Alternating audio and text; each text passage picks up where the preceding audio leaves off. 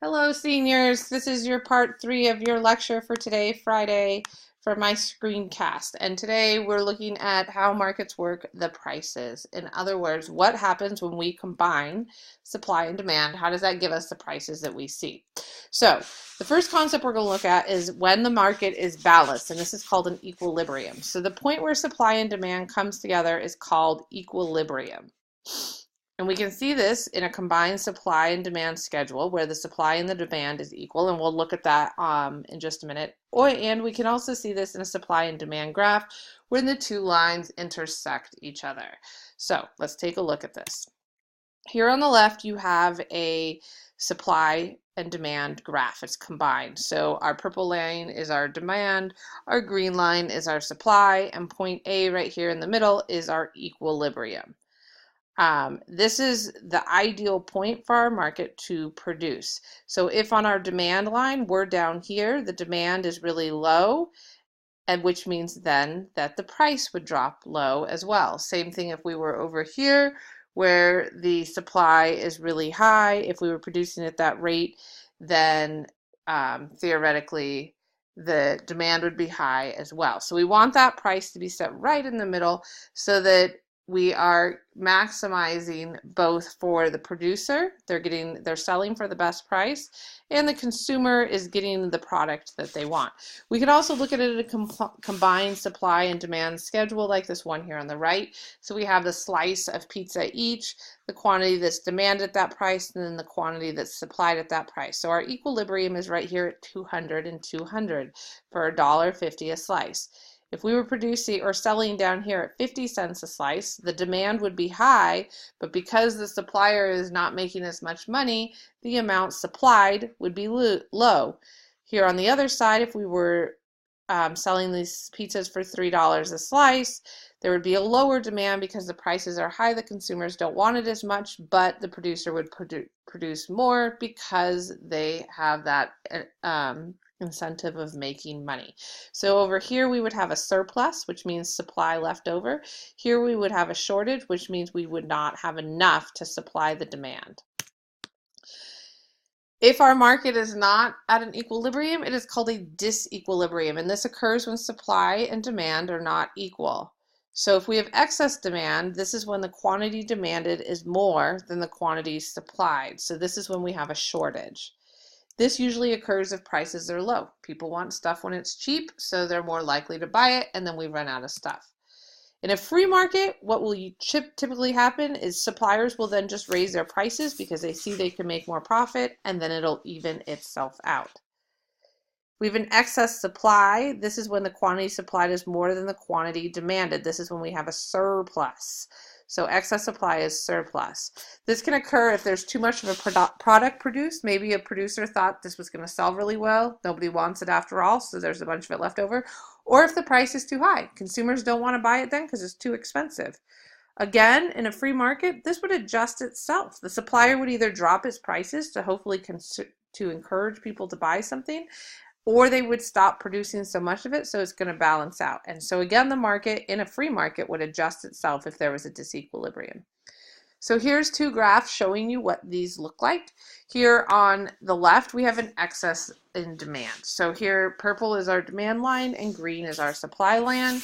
And if our demand was over here, but our supply was over here, you can see that we are short 100 slices of pizza per day if the quantity demand is at 250 but the quantity supplied is only 150. So if this happened, really this green line, the slope of it should adjust down to intersect this, and then we would get the proper equilibrium. Okay.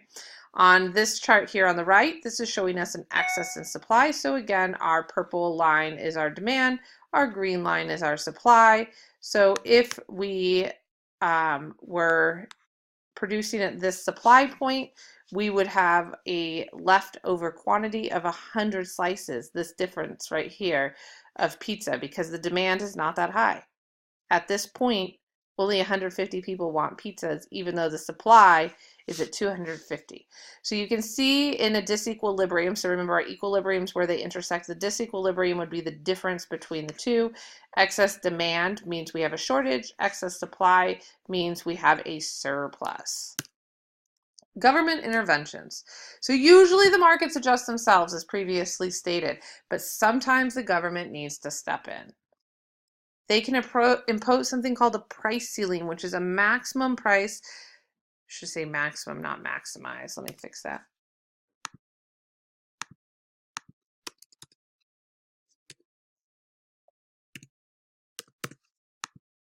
There we go. Sorry.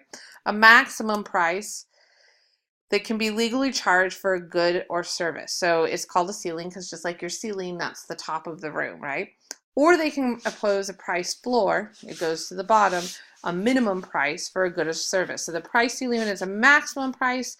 The price floor is a minimum price. So let's look at price ceilings a little more carefully.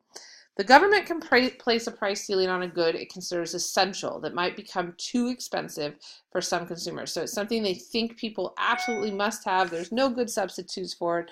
People generally need it, and they're worried that the prices are going to go up so high that some consumers can't buy it. Here's an example. New York City rent control. This was introduced in the 1940s and carried through World War I and onward. And what it did is it set rent prices to a certain amount depending on the area and the size of the apartment.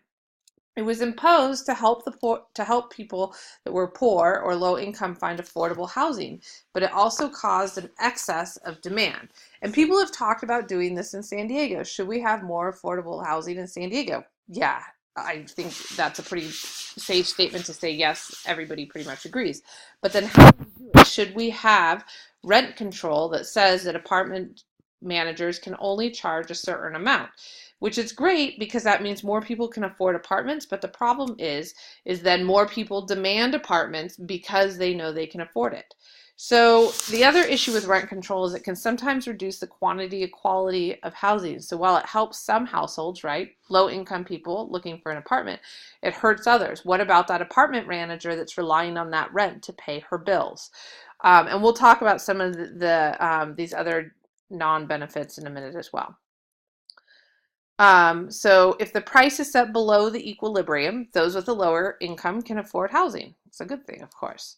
But if current landlords then may not update their buildings, or they may won't want to build a new properties, or maybe they convert properties they have to other types of businesses, like from apartments to offices, so they aren't impacted by the price ceiling. So maybe they're not going to update the building because they're like, look, I used to get $1,200 for this apartment. Now I only get $800, which means I'm $400 short per apartment, and that means I have less money to paint the building, fix the plumbing, that sort of thing.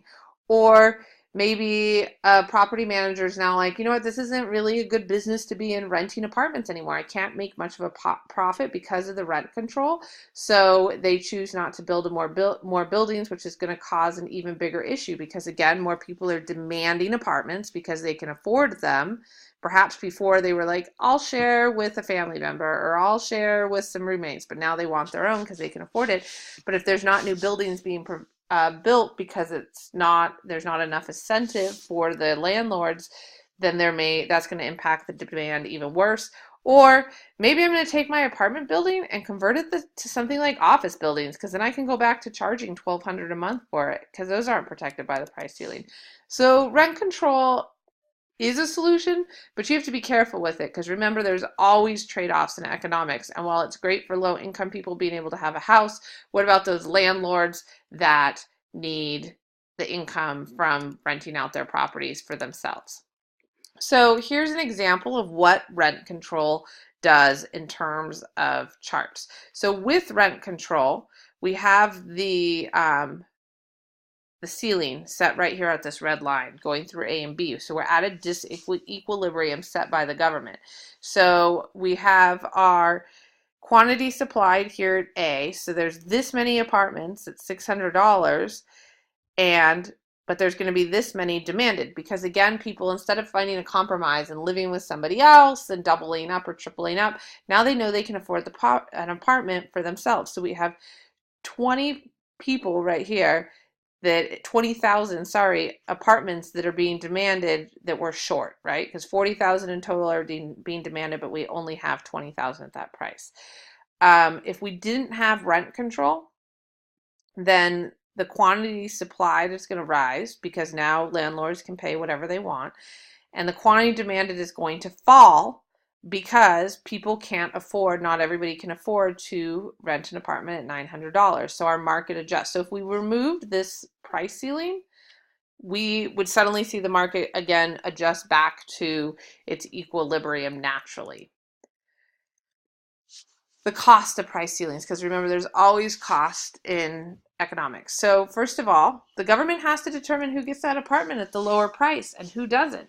So what's their threshold? What's their requirement? How much income is too little income to not have this? What do people need? So usually laws are passed to protect those with the greatest need, but that doesn't make this work any faster or better. In New York City, there were periods where it took years to get off of a waiting list or get an apartment for low-income housing, and perhaps some of you have been through that as well. It is not a quick or easy process. The demand is high for low-income housing. So long waiting periods. Also, New York, there might be discrimination by landlords, or bribery was used to allocate those resources to move up that list. So should rent control be ended? That's kind of a question, and this is your question I want you to answer right here, your next one for your credit for today. Do you believe that rent control should be ended? Why or why not? And just to give you an idea on New York, they did change their rent control laws a bit. But it came to a point that usually the easiest way actually to get a rent controlled apartment was from a family member. So maybe your parents die and you inherit it from them. That was the easiest way. There are still rent controlled apartments. I've heard of this one guy who has an apartment that's like a few $100s a month in a really awesome area in New York City, but he's also like 90 something years old. So he's been renting it since World War II. So I think it's much harder to get nowadays, but back in the day it was not so difficult. So remember, the next question I need you to answer for credit is, so should rent control be ended? Why or why not? Hold on, I want to check something real quick and see if I need to cut this so before I get cut off. Where am I at? Okay, nope, I'll be able to finish this. Okay. So as I said, the other side of this are price floors. So price floors are that minimum level, and one of the best examples of these are minimum wage. Minimum wage sets the price an employer can pay an employee the minimum amount that they have to pay them. If the minimum wage is set above the market equilibrium, then there'll be an excess in labor supply. Hey, if the pay is good, more people want jobs if they pay more, right? If the minimum wage is set below the market equilibrium, then there will be a shortage in the labor supply. Less people will look for jobs if the jobs don't pay well. So before 1996, the U.S. government placed a price floor for some agricultural crops, but not in the form of prices. What they did before 96, is they would just buy the excess crop if the price fell below the price floor. So in other words, there would never be an excess in supply. There would never be a surplus of the crop. The government would buy the surplus. So they created this demand by buying these excess crops. So, and this was ended in 1996 by Congress. They said it conflicted with free enterprise in the United States. So here is an example of the effects of minimum wage. You can see here is if we set our price floor right here at this black line, then it's going to raise the cost of it, but then it's also going to raise the demand for workers right here because, the supply of workers right here, because more people want to work if the money is good, right? But if it drops, then there's going to be less of a demand. So just know that with minimum wage, what it does is it encourages more people to work if the price, just as we said here, if the price is above the market equilibrium, there's going to be an excess in labor supply, more people want jobs. If it's set below the market equilibrium, then there will be a shortage in the labor supply, less people will look for jobs. So I want you to give me another example of maybe a place you think there should be a price floor. What's something that should be set at a minimum amount and protected? So this is your final question for me for your credit today, is what do you think the price should be an item that has a price floor on it, and why? Okay. Don't forget to answer the question on Google Classroom. There's one for a warm-up, one for a closure that'll post towards the end of the class. Again, a happy St. Patrick's Day. Erin Go Bragh. Have a great weekend. I'll see you guys on Monday. Take care.